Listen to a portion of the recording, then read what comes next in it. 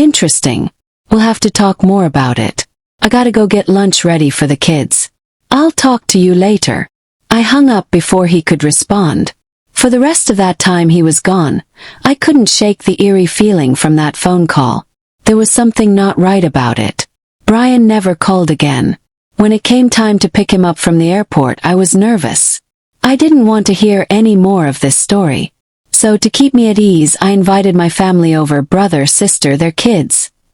I hoped it would keep Brian from bringing it up. When I picked him up, there was something off. He had a weird energy to him. I tried to make small talk and said, "Everyone is at the house visiting." Brian responded, "Oh great, I have to share my experience with them." A great feeling of dread washed over me. Felt sick. I didn't know why this story was affecting me so much.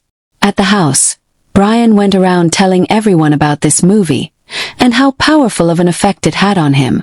The feeling was awful, and I could see it on everyone's faces. They were all weirded out.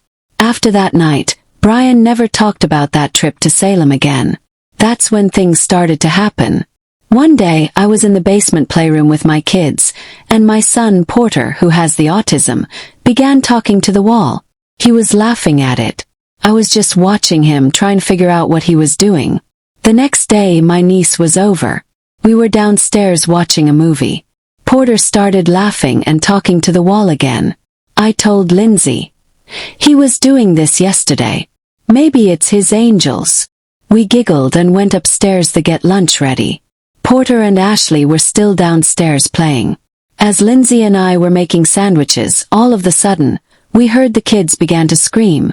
It was a horrible scream that instantly put me in a run towards the stairs. As we reached the top of the stairs, the kids were running fast up the stairs. Their eyes were bulging with fear and they were pale. I remember the hairs stood up on my arms when I saw their faces. They reached the top, clutching me and shaking. I asked them what was the problem was. They both said, "Monster, monster." Seeing the fear in my children's eyes, this scared me. I looked downstairs and found nothing or no one. We decided to play in the basement less after that. We had just finished renovating a room in the basement for my eldest sons.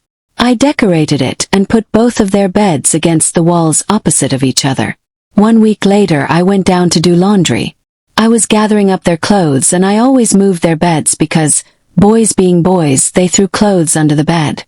I moved the bed away from the wall to check the sides, and what I saw was terrifying. There were thick spider webs lined all along